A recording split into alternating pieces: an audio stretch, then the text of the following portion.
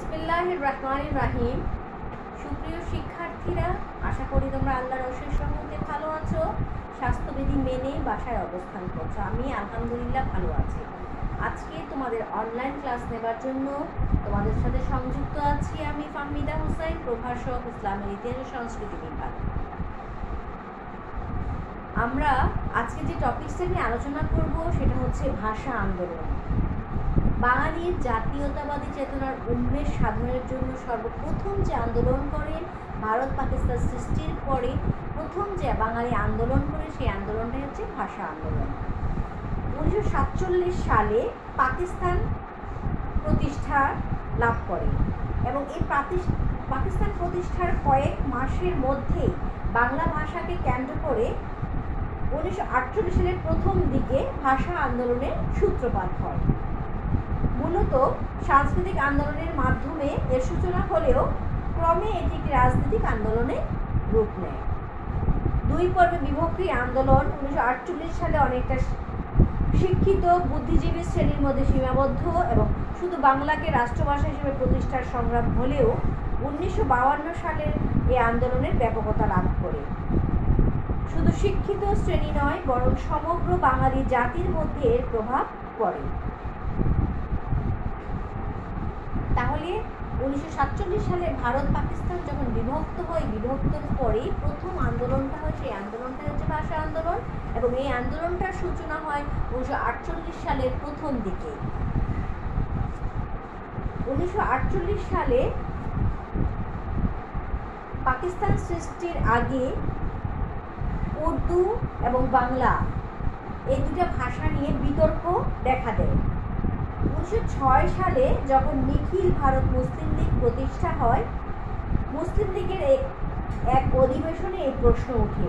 তখন পর্যন্ত এই সমস্যাটি তত প্রকট হয়নি, কিন্তু 1940 সালে লাহোর প্রস্তাবের প্রাক্কালে এই বিতর্ক মৃদুভাবে দেখা দেয়। কংগ্রেস নেতারা হিন্দিকে ভারতের রাষ্ট্রভাষা করার প্রস্তাব দিলে পাল্টা ভারতের মুসলিম নেতৃবৃন্দ উর্দু ভাষাকে সমগ্র ভারতের রাষ্ট্রভাষা দাবি করে।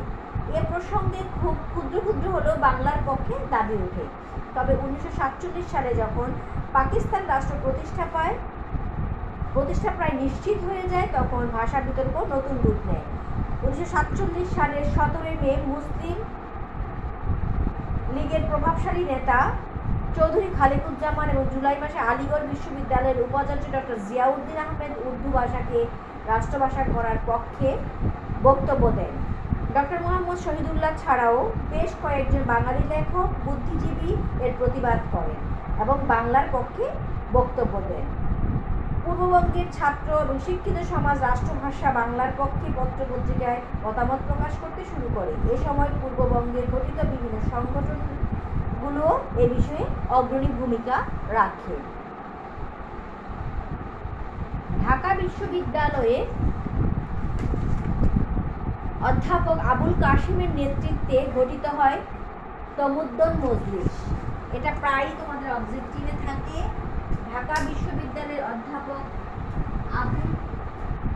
অধ্যাপক আবুল কাশিমের নেতৃত্বে গঠিত হয় তমুদ্দুন মজলিস। তাহলে আমরা এখানে লিখে ফেলি কি গঠিত হয়।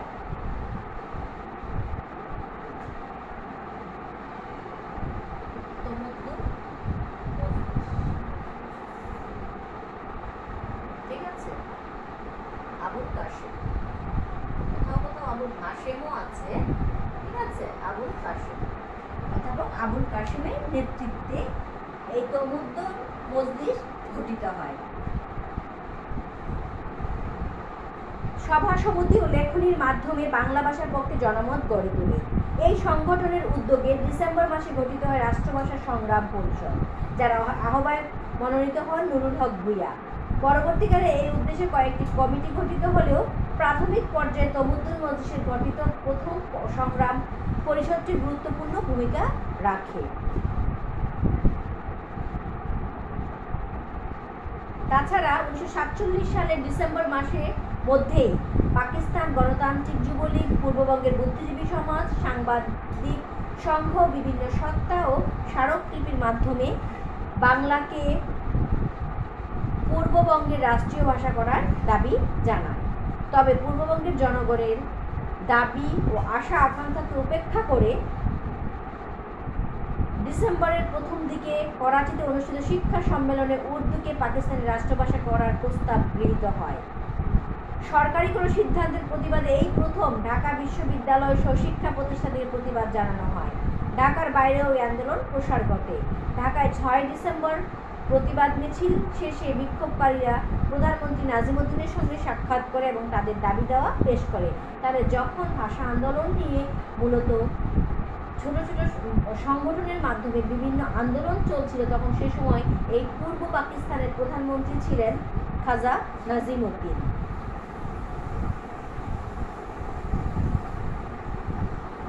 যদিও এ পর্যায়ে সরকার ষড়যন্ত্রের পাশাপাশি উর্দুভাষী মুহাজিরদের বাংলা ভাষার পক্ষে আন্দোলনকারীদের বিরুদ্ধে লেলিয়ে দেয়। 12 ডিসেম্বর এমনই একটি বাঙালি অবাঙালি সংঘর্ষে বেশ কয়েকজন বাঙালি ছাত্র আহত হয়। ভাষা সৈনিক নুরুল হক ভূঁইয়া এই ঘটনার গুরুত্ব সম্পর্কে বলেন, বাঙালিদের উপর অবাঙালিদের এটা যে অন্যায় হামলা ছিল তা সবার কাছে বেশ পরিষ্কার। বাঙালিদের মাঝে নিজেদের অস্তিত্ব, জাতীয় সত্তা ইত্যাদি সম্পর্কে সচেতনতা লক্ষ্য করা যায়। এর ফলে ভাষা আন্দোলন দ্রুত জনসমর্থন লাভ করে। এই ঘটনার প্রতিবাদে 13 ডিসেম্বর সচিবালয়ের কর্মচারীরা ধর্মঘট পালন করে। সরকার ঢাকা শহরে 144 ধারা জারি করে এবং 15 দিনের জন্য সভা সমাবেশ নিষিদ্ধ ঘোষণা করে। এভাবেই কিন্তু আস্তে আস্তে ভাষার উৎপত্তি এবং বিকাশ লাভ করে। এই যে ভাষাটা যে কোথায় কোন ভাষাটা হবে, এটার একটা বিকাশ আস্তে আস্তে উৎপত্তি হয়ে বিকাশটা লাভ করে। তারপরে ভাষা আন্দোলনটা কিভাবে বিস্তার লাভ করে, 1948 সালে প্রথম থেকে ভাষার প্রশ্নে অবাঙালি জনগোষ্ঠী শিক্ষিত অংশ বাংলা ভাষার পক্ষে বাঙালি জনগোষ্ঠীর শিক্ষিত অংশ বাংলা ভাষার পক্ষে সোচ্চার হয়। 1948 সালের মধ্য ফেব্রুয়ারিতে রাষ্ট্রভাষা সংগ্রাম পরিষদের এক অধিবেশনের নিম্ন পর্যায় থেকে উচ্চ মাধ্যমিক পর্যায় পর্যন্ত শিক্ষার মাধ্যম হিসেবে বাংলাকে গ্রহণের প্রস্তাব গ্রহণ করে।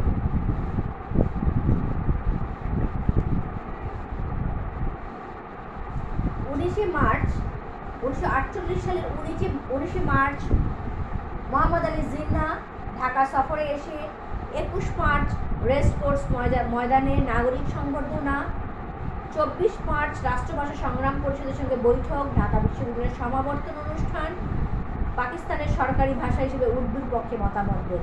জিন্নাহ 24 মার্চ বক্তৃতায় তাৎক্ষণিক প্রতিবাদ করে, যখন জিন্নাহ 24 মার্চ সমাবর্তনে তিনি বক্তৃতা করেন, সেখানে তিনি বলেন যে উর্দুই হবে পাকিস্তানের একমাত্র রাষ্ট্রভাষা।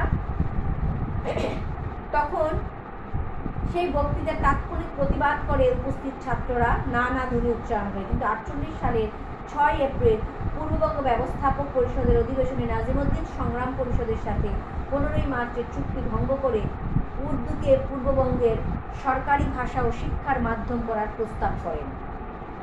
পরিষদে বিরোধী দলের প্রতিবাদ করলেও নাজিমুদ্দিন তার প্রস্তাব প্রত্যাহার করেননি, যদিও শেষ পর্যন্ত পরিষদে উত্থাপিত এই প্রস্তাবটি বাস্তবায়ন হয়নি। এর মধ্যে 1948 সালে জিন্নাহর মৃত্যুর পর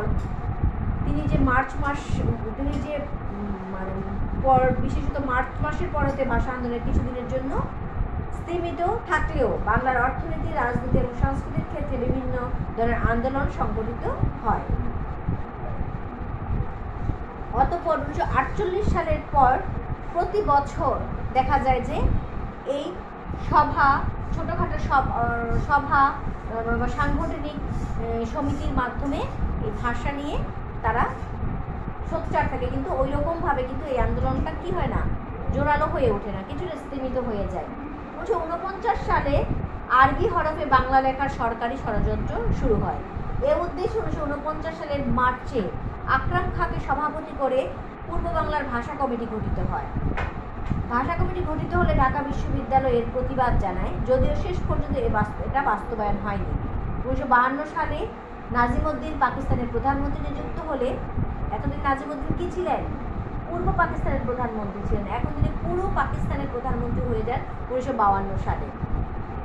পুরো পাকিস্তানের প্রধানমন্ত্রী যখন নাজিমুদ্দিন হন, হয়ে তিনি 1952 সালের 27 জানুয়ারি উর্দুকে পাকিস্তানের রাষ্ট্রভাষা করার ঘোষণা দেন। এর প্রতিবাদে ছাত্র সমাজ 30 জানুয়ারি ধর্মঘট পালন করে এবং 31 জানুয়ারি সর্বদলীয় সভায় সরকারি নীতি সমালোচনা হয়।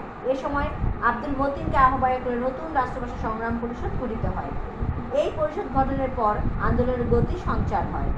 যে গতিটা কি হয়েছিল, স্তীমিত হয়েছিল, সেই গতিটা 1952 সালে এসে আবার সঞ্চার লাভ করে।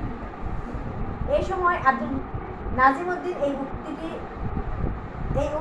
নাজিমউদ্দিনের এই উক্তির প্রতিবাদে ঢাকা বিশ্ববিদ্যালয়ের রাষ্ট্রভাষা সংগ্রাম পরিষদ 30 জানুয়ারি মাওলানা ভাসানীর সভাপতিত্বে এক সভায় সর্বদলীয় রাষ্ট্রভাষা সংগ্রাম পরিষদ গঠন করে। এই পরিষদে 21 ফেব্রুয়ারি পূর্ববঙ্গের হরতাল আহ্বান করে, কিন্তু সরকার বিক্ষোভ দমনে 144 ধারা জারি করলে শুরু হয় ভাষা আন্দোলনের দ্বিতীয় ও চূড়ান্ত পর্ব।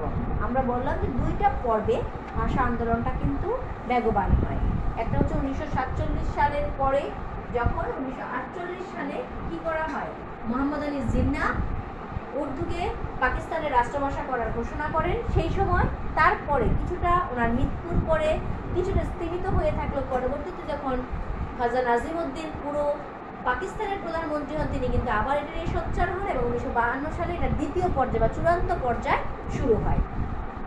তাহলে আমরা যে ভাষা আন্দোলনের উৎপত্তি এবং বিকাশ এবং এর বিস্তার সম্পর্কে জানলাম। এই যে ভাষা আন্দোলনটা, এই ভাষা আন্দোলনের পিছনে কিন্তু কিছু কারণ আমরা লক্ষ্য করি, যে কিছু কারণের পরিপ্রেক্ষিতে কিন্তু সাধারণত আসলে এই ভাষা আন্দোলনটা সংঘটিত হয়েছিল।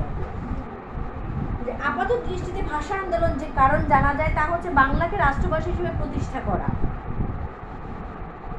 এটি এর প্রধান কারণ হলেও বিষয়টি আরো গভীর এবং বিশ্লেষণের দাবিদার। ভাষা আন্দোলনের সঙ্গে জড়িত ছিল বাঙালির সংস্কৃতির প্রশ্ন, ছিল তার রাজনৈতিক এবং অর্থনৈতিক স্বার্থের প্রশ্ন। তাহলে ভাষা আন্দোলন যে এটা বাঙালির প্রথম দাবি ছিল যে বাংলাকে রাষ্ট্রভাষা করতে হবে, বা বাংলা হবে পাকিস্তানের বা পূর্ব পাকিস্তানের যথা বাংলাদেশের ভাষা, মায়ের ভাষা, রাষ্ট্রভাষা। কিন্তু এর পিছনে আরো কিছু কারণ ছিল, যেটা একটা সাংস্কৃতিক, অর্থনৈতিক, রাজনৈতিক এবং আদর্শগত। এই 4টা কারণে আমরা কি করতে পারি, এই কারণগুলোকে বিশ্লেষণ করতে পারি। প্রথমেই আমরা দেখাবো হচ্ছে সাংস্কৃতিক কারণকে।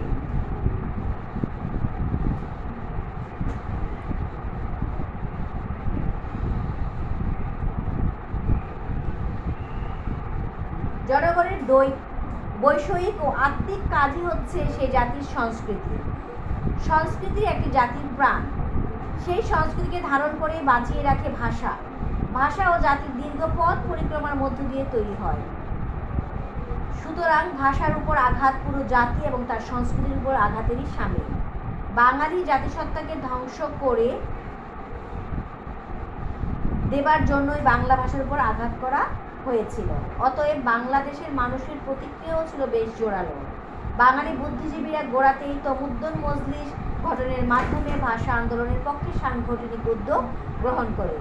তমুদ্দুন মজলিস গঠনের মাধ্যমে তমুদ্দুন মজলিসের উদ্যোগে 1947 সালে ভাষা সংগ্রাম পরিষদ গঠিত হয়। পাকিস্তানের মোট জনগোষ্ঠীর অর্ধেকেরও বেশি ছিল বাঙালি। স্বভাবতই তাদের ভাষা সংস্কৃতি ছিল পাকিস্তানের মূল স্রোত। কিন্তু ক্ষমতাসীন এলিট শ্রেণী এ বিষয়ে ইচ্ছাকৃতভাবে উদাসীনতা এবং অবজ্ঞা দেখালে বাঙালিদের আন্দোলন সংগ্রাম ছাড়া আর কোনো বিকল্প ছিল না। তাহলে যেখানে বলা হয়েছে যে সংস্কৃতিকে ধারণ করে এবং বাঁচিয়ে রাখে কে, ভাষা ওই জাতির দীর্ঘ পথ পরিক্রমার মধ্য দিয়ে তৈরি হয়। সুতরাং ভাষার উপর আঘাত কিন্তু পুরো জাতির উপর আঘাত এবং তার সংস্কৃতির উপর আঘাত, এবং এই আঘাত করার ফলেই দেখা যায় যে বাঙালি আর অবজ্ঞা করে দেখে না। তারা তখন এই সংস্কৃতিটাকে টিকিয়ে রাখার জন্য তারা আন্দোলন সংগ্রাম ছাড়া আর কোনো পথ খুঁজে পায় না।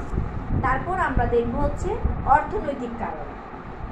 ভাষা আন্দোলন মূলত একটি সাংস্কৃতিক এবং রাজনৈতিক আন্দোলন হলেও এর পিছনে অর্থনৈতিক উদ্দেশ্যের কথা অস্বীকার করা যায় না। পূর্ববঙ্গের বেশিরভাগ মানুষই ছিল একভাষী।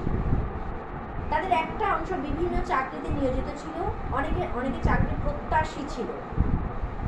বিকাশমান এই মধ্যবিত্ত শ্রেণী ভাষাজনিত জটিলতায় নিজেদের অবস্থান হারানোর আশঙ্কা ছিল। সরকারি নিম্নপদস্থ এসব কর্মচারীদের একটা বড় অংশ বাস করত নীলক্ষেত, পলাশী ব্যারেক বিশ্ববিদ্যালয়ের নিকটবর্তী অংশগুলিতে, আর ঢাকা বিশ্ববিদ্যালয় ছিল ভাষা আন্দোলনের প্রাণকেন্দ্র। এই সরকারি কর্মচারীরা অচিরেই ভাষা আন্দোলনের অন্যতম প্রধান সহায়ক শক্তিতে পরিণত হয়। ভাষা আন্দোলন উপলক্ষে তাদের মধ্যে যে সচেতনতা জাগ্রত হয় তা পরবর্তীকালে তাদের নিজেদের দাবি আদায়ের আন্দোলনকে অনুপ্রেরণা যোগায়। শুধু সরকারি কর্মচারী বা চাকরি প্রত্যাশী নয়, নানাভাবে আতঙ্কিত হচ্ছিল ব্যবসায়ী, মধ্যবিত্তরা এবং সমাজের বিভিন্ন স্তরের মানুষ। তাদের সামনে অর্থনৈতিক বিভেদের কারণে ইতিমধ্যে সৃষ্ট বঞ্চনার বিষয়টি তো ছিলই। একই সঙ্গে ভবিষ্যৎ ভাষা হারানোর মাধ্যমে পশ্চিম পাকিস্তানি শাসক গোষ্ঠীর সার্বিক প্রভাবের উপর আতঙ্ক তৈরি হয়েছিল। উর্দুকে সিভিল সার্ভিস পরীক্ষার মাধ্যমে ঘোষণা করায় পূর্ববঙ্গের বিশ্ববিদ্যালয়ের বাঙালি ছাত্রছাত্রী নিজেদের ভবিষ্যৎ চিন্তা করে এবং এর প্রতিবাদ জানায়। মুসলিম লীগ সরকারের অযোগ্যতা ও বৈষম্যমূলক নীতির কারণে পাকিস্তান সৃষ্টির পর থেকেই পূর্ববঙ্গের খাদ্যাভাব দেখা দেয়। 1948-49 সালে এবং পরে 1951 সালে তা দুর্ভিক্ষের আকার ধারণ করে। খুলনা, ফরিদপুর, সিলেট ও উত্তরবঙ্গের জেলাগুলোতে জনগণ ব্যাপকভাবে দুর্ভিক্ষের কবলে পড়ে। এই সময় সিলেট, ময়মনসিংহ, রাজশাহী জেলার বিস্তীর্ণ অঞ্চলে সরকারের বিরুদ্ধে কৃষক সংগ্রাম সংগঠিত হয় এবং তার সশস্ত্র আকার ধারণ করে। এসব সংগ্রামের ফলে নিপীড়িত কৃষকরা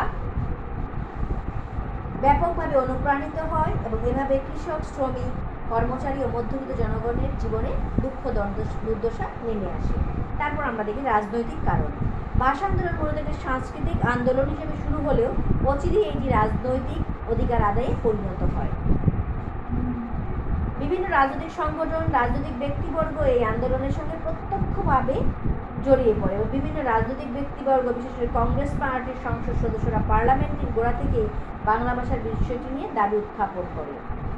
পাকিস্তান প্রতিষ্ঠার পর থেকেই বাঙালিরা রাজনৈতিকভাবে অবহেলিত হচ্ছিল, যদিও পাকিস্তান প্রতিষ্ঠার আন্দোলনের পূর্ব ও পশ্চিম পাকিস্তান রাজনীতিবিদরা এক ধরনের ঐক্য আসতে পেরেছিল। তথাপি স্বাধীনতার পর পাকিস্তানিদের পশ্চিম পাকিস্তানে একচাটি আধিপত্য এবং পূর্ববঙ্গের রাজনীতিবিদদের ক্ষমতার বাইরে রাখার প্রচেষ্টা ভাষা আন্দোলনের বড় শক্তি হিসাবে কাজ করে। আদর্শগত কারণ। এই সাংস্কৃতিক, অর্থনৈতিক, রাজনৈতিক কারণ, সাংস্কৃতিক, অর্থনৈতিক এবং রাজনৈতিক কারণের পরেই আমরা দেখব আদর্শগত একটি কারণ। পূর্ব ও পশ্চিম অংশের মধ্যে মৌলিক ব্যবধান নিয়ে পাকিস্তানের যাত্রা শুরু হয়েছিল। ভাষা, সাহিত্যে, আহারে বিহারে, জীবনের প্রতিটি দৃষ্টিভঙ্গিকে, পোশাক পরিচ্ছদের, শিল্প ঐতিহ্যে পাকিস্তানের উভয় অংশের মধ্যে খুব কমই মিল ছিল। উভয় অংশের মধ্যে ঐক্যের একমাত্র সেতু ছিল ইসলাম ধর্ম। শুধু দুইটা অংশের মিলই ছিল শুধু কি? ধর্ম। যদিও উর্দুকে ভালোবাসা ইসলাম ধর্মের অংশ নয়, তথাপিও তারা বাংলাদেশে উর্দু ভাষাকে চাপিয়ে দিয়ে মুসলমানদের প্রকৃত মুসলিম বানানোর তাগিদ অনুভব করত। মোহাম্মদ আলী জিন্নাহ বিশ্বাস, আশা ও ঐক্যের স্লোগান দিয়ে পাকিস্তানদের একটি খণ্ড চেতনায় আনতে চেয়েছিলেন, কিন্তু বাস্তবতা ছিল ভিন্ন। রাষ্ট্রভাষার প্রশ্নে উভয় অংশের মধ্যে পারস্পরিক অবিশ্বাস, নিরাশা এবং অনৈক্য তৈরি হয়েছিল। তাহলে আমরা দেখলাম যে যতই এই ইসলাম ধর্মকে সেতু করে অনেক কিছুতে অমিল এই দুইটা অংশের, আর বিশাল ব্যবধান আয়তনের দিক থেকে এবং দূরত্বের দিক থেকে বিশাল এক ব্যবধান থাকা সত্ত্বেও যখন দুইটা অংশকে এক করার চেষ্টা করেছিল মোহাম্মদ আলী জিন্নাহ সেটা আপ্রাণ চেষ্টা করেছিলেন, কিন্তু যখনই ভাষার প্রশ্ন আসছে তখনই কিন্তু বাঙালি কোনো আপোষ করেনি। বাঙালি তার মাতৃভাষা, তার রাষ্ট্রভাষার উপর আঘাত বা তার সংস্কৃতির উপর যে আঘাত করা হয়েছিল তাকে তারা কিন্তু আন্দোলনের মাধ্যমে স্তীমিত করবে বা আন্দোলনের মাধ্যমে এটা সমাধান করবে, সেই পথটা তারা বেছে নিয়েছিল। এরপরে আমরা দেখব হচ্ছে তাহলে এই কারণগুলোর পরিপ্রেক্ষিতে কিন্তু ভাষা আন্দোলনটা ঘটেছিল। এই ভাষা আন্দোলনের প্রেক্ষাপটটা কি ছিল? ভাষা আন্দোলনের প্রেক্ষাপটটা কি ছিল? ভাষা আন্দোলন 1952 সালে চূড়ান্ত পরিণতি পেলেও এটি ধারাবাহিকভাবে গড়ে ওঠা একটি আন্দোলন ছিল। রাষ্ট্র হিসেবে পাকিস্তান জন্মলাভের আগে থেকেই ভাষা নিয়ে পূর্ববঙ্গের বুদ্ধিজীবীগণ কথা বলতে শুরু করে। পাকিস্তান স্বাধীন হবার পর উর্দুকে রাষ্ট্রভাষা হিসেবে চাপিয়ে দেওয়ার চেষ্টা করলে ভাষা আন্দোলন আনুষ্ঠানিকভাবে সংগঠিত সংগ্রামে রূপ লাভ করে। 1947 সাল থেকেই উর্দুকে রাষ্ট্রভাষা করার প্রস্তাব এবং তার প্রতিবাদ শুরু হয়। 1947 সালের 2রা সেপ্টেম্বর আবুল কাশেমের নেতৃত্বে প্রতিষ্ঠিত হয় তমুদ্দন মজলিস। এই সংগঠন বিভিন্নভাবে ভাষা আন্দোলনের পক্ষে কাজ করেছিল। 1948 সালের 23 ফেব্রুয়ারি কংগ্রেস পরিষদীয় দলের নেতা ধীরেন্দ্রনাথ দত্ত, যে নামটা আমি বললাম যে কংগ্রেস 48 সালে 23 ফেব্রুয়ারি কংগ্রেস পরিষদীয় দলের নেতা ধীরেন্দ্রনাথ দত্ত, নামটা বললাম কি, ধীরেন্দ্রনাথ দত্ত, এটা প্রায়ই আসে তোমাদের অবজেক্টিভে। ধীরেন্দ্রনাথ দত্ত তিনি প্রথম গণপরিষদে ভাষা হিসেবে বাংলাকে প্রতিষ্ঠা করার কথা বা উদ্যোগ নেন। 1948 সালের 2রা মার্চ ফজলুল হক হলে গঠিত রাষ্ট্রভাষা সংগ্রাম পরিষদের আহ্বায়ক ছিলেন শামসুল আলম। বাংলা ভাষা পরিষদ 1948 সালের 11 মার্চ সারা দেশে ধর্মঘট আহ্বান করে এবং আন্দোলন সংগ্রামের কারণে 48 সালের 15 মার্চ আলোচনায় বসতে বাধ্য হন এবং সেখানে 8 দফা চুক্তি স্বাক্ষরিত হয়। 1948 সালের মার্চ মাসে দুইবার 21 মার্চ এবং 24 মার্চ পাকিস্তানের গভর্নর জেনারেল মোহাম্মদ আলী জিন্নাহ, একটু আগে আমি বললাম যে পূর্ববঙ্গের সমাবর্তনে তিনি প্রথমে রেসকোর্স ময়দানে, পরবর্তী তিনি সমাবর্তনে উর্দুকে রাষ্ট্রভাষা করার ঘোষণা দিলে তখন কি হয়, তীব্র প্রতিবাদ দেখা দেয়। 49 সালে পাকিস্তানের কেন্দ্রীয় শিক্ষামন্ত্রী বাংলা ভাষাকে আরবিকরণের উদ্যোগ নিলে নতুন উত্তেজনা দেখা দেয়। এভাবেই চলতে থাকে 1952 সাল পর্যন্ত। তাহলে 1952 সাল পর্যন্ত যেটা হয় সেটা কিন্তু সেই 47-এর পর থেকেই আমরা দেখলাম যে ভারত বিভক্তি যখন হয়ে যায় তারপর থেকেই কিন্তু এটা শুরু হয়, আর চূড়ান্ত রূপ নেয় হচ্ছে 1952 সালে। এই যে 1952 সালে যে ভাষা আন্দোলনের যে ঘটনা প্রবাহটা হয় বা ঘটনা পঞ্জিটা ছিল সেটা এরকম দেখো। 1952 সালের 1 জানুয়ারি থেকে 20 ফেব্রুয়ারি এই সময়টার প্রেক্ষাপটটা কী ছিল, যে 1952 সালের জানুয়ারি মাসের শেষ দিকে খাজা নাজিমউদ্দিন একটি উক্তি থেকে নতুন করে ভাষা আন্দোলন আবার শুরু হয়। 27 জানুয়ারি নাজিমউদ্দিন ঘোষণা দেন। নাজিমউদ্দিন তখন কি ছিলেন বলো, তোমরা জানো? 1952 সালে নাজিমউদ্দিন কি হয়েছিলেন? পুরো পাকিস্তানের প্রধানমন্ত্রী হয়ে তিনি গিয়েছিলেন, যে তিনি ঘোষণা দেন যে পাকিস্তানের রাষ্ট্রভাষা হবে উর্দু। সুতরাং নতুন করে আবার আন্দোলন শুরু হয়। ঢাকা বিশ্ববিদ্যালয়ের রাষ্ট্রভাষার সংগ্রাম 30 জানুয়ারি সভা এবং ছাত্র ধর্মঘট আহ্বান করে। ওই দিনের সভায় 4 ফেব্রুয়ারি ছাত্র ধর্মঘট ডাকা হয়। 31 জানুয়ারি মাওলানা ভাসানীর নেতৃত্বে ঢাকা বার লাইব্রেরিতে সর্বদলীয় সভার মাধ্যমে ধর্মঘট সমর্থন এবং 21 ফেব্রুয়ারি প্রদেশব্যাপী হরতাল ডাকা হয়। বার লাইব্রেরির কাজী গোলাম মাহবুবকে আহ্বায়ক করে 40 সদস্য বিশিষ্ট সর্বদলীয় রাষ্ট্রভাষা সংগ্রাম পরিষদ গঠিত হয়। 4 ফেব্রুয়ারি ঢাকা শহরে শিক্ষা প্রতিষ্ঠান ধর্মঘট পালিত হয়। ওই দিন বেশ কয়েকটি সভায় নাজিমউদ্দিনের পল্টন বক্তৃতার সমালোচনা করা হয়। সভায় এক প্রস্তাবে ঢাকা বিশ্ববিদ্যালয়ের রাষ্ট্রভাষা সংগ্রাম পরিষদ সর্বদলীয় রাষ্ট্রভাষা সংগ্রাম পরিষদের অঙ্গ হিসেবে ঘোষণা করা হয়। এই সময় অবজারভার পত্রিকা বাংলা ভাষার পক্ষে ভূমিকা রাখে। বিভিন্ন ঘাত প্রতিঘাতের মধ্য দিয়ে 12 ফেব্রুয়ারি কর্মসূচি বাস্তবায়নের প্রস্তুতি ছিল অত্যন্ত গুরুত্বপূর্ণ, কারণ 20 ফেব্রুয়ারি ছিল পূর্ব বাংলা আইন পরিষদের বাজেট অধিবেশন। দুপক্ষের প্রস্তুতির ভিতর আকস্মিকভাবে 20 ফেব্রুয়ারি সরকার স্থানীয় প্রশাসনের সাহায্যে 21 ফেব্রুয়ারি ঢাকায় 1 মাসের জন্য 144 ধারা জারি করে। এর মাধ্যমে ঢাকায় কোনো প্রকার সভা সমাবেশ, শোভাযাত্রা, বিক্ষোভ মিছিল নিষিদ্ধ ঘোষণা করা হয়। সরকারি এই ঘোষণা প্রচারের সাথে সাথে ঢাকা শহরে উত্তেজনা ছড়িয়ে পড়ে। বিশেষত ছাত্ররা সরকারি হীন সিদ্ধান্ত কোনোভাবেই মেনে নিতে পারেনি। তারা ঢাকা বিশ্ববিদ্যালয়ের বিভিন্ন হলে সভা করে 144 ধারা ভাঙার সিদ্ধান্ত করে। 20 ফেব্রুয়ারি রাতে 1994 নবাবপুর রোডে আওয়ামী মুসলিম লীগের কেন্দ্রীয় দপ্তরে সর্বদলীয় রাষ্ট্রভাষা কর্মপরিষদের বৈঠক বসে। এ সভায় সভাপতিত্ব করেন আবুল হাশিম, আলী আহাদ, গোলাম মাওলা, আব্দুল মতিন প্রমুখ। 144 ধারা ভাঙার পক্ষে থাকলেও কর্মপরিষদের অধিকাংশ সদস্যরা নিষেধাজ্ঞা অমান্য করার বিরোধিতা করে। 144 ধারা ভঙ্গ করার সিদ্ধান্ত পরবর্তীতে 11-3 ভোটে 11 এবং পক্ষে পরে 11 এবং 3 ভোট করে বিপক্ষে 11-3 ভোটে 144 ধারা ভঙ্গ করার সিদ্ধান্ত গৃহীত হয়। মোহাম্মদ তোয়াহা ভোটদানে বিরত ছিলেন। কর্মপরিষদের সভার পর অলি আহাদ অন্যান্য যুবলীগ নেতা এবং কর্মীদের সুশৃঙ্খলভাবে ঢাকা বিশ্ববিদ্যালয়ে সমবেত হবার নির্দেশ দেন। 430/1 যোগীনগরেও অনেক কর্মী তার সাথে সাক্ষাৎ করলে তিনি উপদেশ দেন। অন্যদিকে 20 ফেব্রুয়ারি রাতে ঢাকা বিশ্ববিদ্যালয়ের বিভিন্ন হল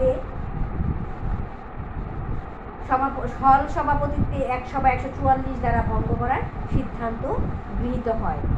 ফজলুল হক মুসলিম হলে অনুরূপ সভা অনুষ্ঠিত হলে আব্দুল মোমিনের নেতৃত্বে সভায় 144 ধারা ভঙ্গের সিদ্ধান্তটি শাহাবুদ্দিন আহমেদের প্রস্তাবে রাষ্ট্রভাষা সংগ্রাম পরিষদকে জানিয়ে দেবার দায়িত্ব অর্পণ করা হয় এবং আব্দুল মোমিন এবং শামসুল আলমের উপর পড়ে।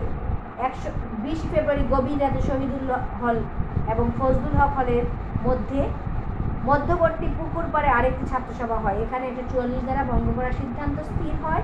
পরের দিন 21 ফেব্রুয়ারি সমাবেশে সভাপতিত্ব করবেন গাজীউল হক। তিনি যদি গ্রেপ্তার হন এমআর আক্তার মুকুল এবং তারপরে কামরুদ্দিন শাহুদ সভাপতিত্ব করবেন। এভাবে আস্তে আস্তে কিন্তু আন্দোলন এগিয়ে যেতে থাকে। এভাবে আস্তে আস্তে যখন আন্দোলন এগিয়ে যেতে থাকে বা আন্দোলন চলতে থাকে, ঠিক তৎপরই দেখা যায় যে চলে আসে 21 ফেব্রুয়ারি। 1952 সালের 21 ফেব্রুয়ারি প্রহর রোজ বৃহস্পতিবার 8 ফাল্গুন 1358 বঙ্গাব্দ ভোর হতে পুলিশ গোটা বিশ্ববিদ্যালয় এলাকাকে ঢেকে ফেলে বা ঘেরাও করে রাখে। ছাত্র সমাজ 144 দ্বারা ভাঙার পক্ষে সিদ্ধান্ত গ্রহণ করে। ঢাকা বিশ্ববিদ্যালয়ের ইতিহাস বিভাগের ছাত্র হাবিবুর রহমান শেরি নেতৃত্বে 10 জনের একটি দল বের হয়। বিক্ষুব্ধ ছাত্ররা মিছিল সহকারে গণপরিষদের দিকে অগ্রসর হতে চেষ্টা চালায়। আকস্মিকভাবে পুলিশ মিছিলের উপর গুলি চালায়। পুলিশের গুলিতে সালাম, আবুল বরকত, রফিক উদ্দিন, আব্দুল জাব্বার ঘটনাস্থলে শহীদ হন, যারা এখন আমাদের কাছে ভাষা শহীদ নামে পরিচিত। 22 ফেব্রুয়ারি রোজ শুক্রবার 144 দ্বারা ভঙ্গ করার কর্মসূচি গ্রহণ করা হয়। এদিন পুলিশের নির্মম গুলিবর্ষণে ঢাকা হাইকোর্টের কর্মচারী রঘুনাথ দাস লেন নিবাসী শফিউর রহমান, তার বয়স ছিল মাত্র 20 বছর, লুৎফুর রহমান লেনের নিবাসী ওয়াহিদুল্লাহ এবং মৌলভীবাজার নিবাসী রিকশাচালক আব্দুল আওয়াল শহীদ হন। ডক্টর সাইদ হায়দারের নকশা অনুসারে রাতে মেডিকেল কলেজের গেটের সামনে শহীদ মিনার, তাদের স্মরণে, এই ভাষা শহীদদের স্মরণে শহীদ মিনার নির্মাণ করা হয় এবং ভাষা শহীদ শফিউর রহমানের পিতাকে এনে 24 ফেব্রুয়ারি মিনারটি উদ্বোধন করা হয়। কিন্তু দেখা যায় যে পরবর্তীতে পুনরায় আবার মিনারটিকে শহীদ মিনারকে ভেঙে ফেলা হয়। আবার দেখা যায় এই রাষ্ট্রভাষা সংগ্রাম পরিষদ আবার শহীদ মিনার তৈরি করে। এভাবে যখন চলতে থাকে কেন্দ্রীয় সর্বদলীয় রাষ্ট্রভাষা কর্মপরিষদের আহ্বানে এরপর থেকে পরবর্তী বছর 1953 সাল থেকে 21 ফেব্রুয়ারিকে শহীদ দিবস হিসেবে উদযাপন করা হয়। কেউ কিন্তু তখনও কিন্তু কি করেনি, আন্দোলনের মুখে তারা কিন্তু তারা স্বীকার করে নেয়নি, কিন্তু তারা কি করেছিল, আন্দোলনের মুখে বাংলাকে তারা আরেকটি বা অদ্বিতীয় একটি ভাষা মানতে বাধ্য হয়েছিল। এরপরে আব্দুল লতিফের সুরে বা আতিকুল ইসলামের কণ্ঠে এই আমার ভাইয়ের রক্তে রাঙানো 21 ফেব্রুয়ারি এই কবিতাটি রচনা করে এবং আতিকুর রহমানের কণ্ঠে এটি ঢাকা কলেজের অনুষ্ঠানে গান হিসাবে গাওয়া হয়। 29 ফেব্রুয়ারি 1956 সালে বাংলাকে রাষ্ট্রভাষা হিসেবে সাংবিধানিক এত পরে 52 সালের পরে কিন্তু 1956 সালের সংবিধানের সেই সংবিধানে 4 বছর পরে কিন্তু এই সংবিধানে বাংলাকে সাংবিধানিক ভাষা হিসেবে স্বীকৃতি দেওয়া হয়। পরবর্তীকালে পাকিস্তানের সংবিধানে রাষ্ট্রভাষা সংক্রান্ত 214 নম্বর অনুচ্ছেদের 1 নং ধারায় বলা হয়, the state language of Pakistan shall be Urdu and Bangla বা বেঙ্গলি। ঠিক আছে, কবে? 1956 সালের সংবিধানে সেটা বলা হয় এবং 56 সালের সংবিধানে স্বীকৃতি দেওয়া হয় এবং সেই বছরই বা সেই সময়ই সংবিধানের 214 নম্বর অনুচ্ছেদের 1 নং ধারায় বলা হয় যে স্টেট ল্যাঙ্গুয়েজ হবে পাকিস্তানের কি, the state language of Pakistan shall be Urdu and Bengali. ঠিক আছে, তার মানে বোঝানো গেল যে বাংলার জন্য বাংলাকে রাখা হলো এবং পাকিস্তানের জন্য উর্দুকে দেওয়া হলো। তাহলে এইভাবে দেখা যায় যে আমাদের এই ইতিহাস আসলে এগুলো হচ্ছে ঘটনা, এগুলো হচ্ছে আমাদের একটা ঘটনা প্রবাহ, ঘটনাপঞ্জি। এই ঘটনাপঞ্জিকে আমরা কিন্তু বলে এইভাবে শেষ মানে বইয়ের ভাষা বা এগুলো উপলব্ধি করতে হবে। তোমরা তোমাদের বইতে পড়বে, আমাদের বিভিন্ন জার্নাল, বিভিন্ন টপিকস টাইটেল আমাদের থাকে, লেখা থাকে, তোমরা এগুলো পড়লে দেখবা যে তোমরা এই ভাষা আন্দোলন সম্পর্কে নিজেই অনেক কিছু লিখতে পারবে। আজকে আমি শুধু ভাষা আন্দোলনের উৎপত্তি, বিস্তার, কারণ এবং এর প্রেক্ষাপট, ঘটনাপঞ্জিটা সম্পর্কে জানলাম। আমরা পরবর্তীতে ইনশাল্লাহ পুরো ভাষা আন্দোলনের যে তাৎপর্য, গুরুত্ব এগুলি সম্পর্কে আলোচনা করবো। কারণ তোমরা প্রশ্নগুলো নিয়ে তোমরা নিজেরা কি হয়ে যাও, মানে দ্বিধান্বিত হয়ে যাও। তাৎপর্য, গুরুত্ব এক জিনিস, আর ভালো ভাষা আন্দোলনের উৎপত্তি, ভাষা আন্দোলনের বিকাশ, বিস্তার এগুলো হচ্ছে আলাদা একটা জিনিস, যেটা আমি আজকে পড়লাম। ঠিক এইভাবে যে দুইটা স্তরে এটা বিস্তার লাভ করেছিল। 48 সালের পরে একটু স্তীমিত হয়েছিল, পরবর্তীতে কিন্তু 52 সালে এটা পুনরায় আবার সঞ্চারিত হয়। ঠিক আছে, তাহলে তোমরা এগুলো অনুভব করতে হবে, উপলব্ধি করতে হবে তোমাদের। এই উপলব্ধির মাধ্যমে তোমরা এটাকে আরও ভালোভাবে জানবে এবং আজকের ক্লাসটাকে তোমরা খুব ভালো করে শোনার চেষ্টা করবে। তাহলে আজকে এই পর্যন্তই থাকুক বাবা, নেক্সট ক্লাসে আবার ইনশাআল্লাহ তোমাদের সাথে দেখা হবে। সবাই ভালো থাকবে এই আশাবাদ ব্যক্ত করে আমি আমার আজকের